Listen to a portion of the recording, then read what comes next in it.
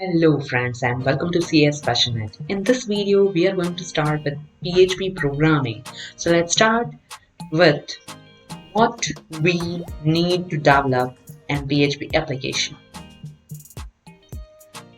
We need an editor. We can use any editor such as Notepad, Notepad++, Dreamweaver, VS Code, NetBeans, Sublime, any editor to write our source code. And here in this series I'm going to use Notepad as an editor as we are beginners. Next we need a web server.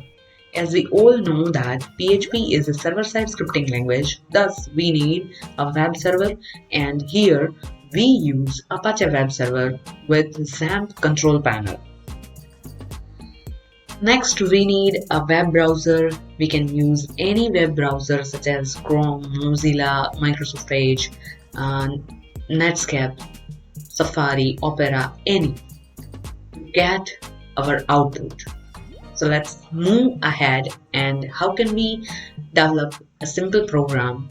Let's start with a simple basic program that is called phpinfo. Here I start with the Notepad editor, so I open Notepad editor. Then the next thing that we need is XAMPP control panel. When we open the XAMPP control panel, it looks something like this, and currently we need Apache web server to execute our PHP script. So just need to click on the start. Okay, my Apache is started. When it shows the port number and the PIDs, and it shows a green background, light green background color. So this means Apache is started and running. You can find the status of Apache over here is as well, right? So you just need to close it. Next we need a web browser. Here I open Mozilla Firefox as my browser. Let us start with the source code. So again I open this Notepad editor, and to start with my PHP script, here I write $PHP. This is the symbol to start our PHP script. Next, what I want to display, or what is the program says, here my program says phpinfo. Here phpinfo is the function to get all the information about PHP from the php.ini file. php.ini file is a configuration file for PHP. It comes with some basic and default settings that we need to run basic PHP script.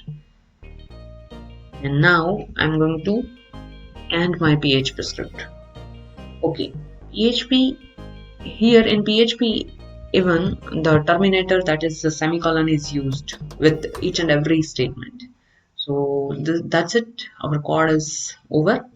Let me save this file. I save this file in XAMPP htdocs, in which I have to create my own folder. So here I have already created one folder, php_tudes. I save this file with the name test.php. .php is an extension, so test.php. I save this file with this name. Click on the save. Now again move to the browser. We just need to write localhost, then php_tudes,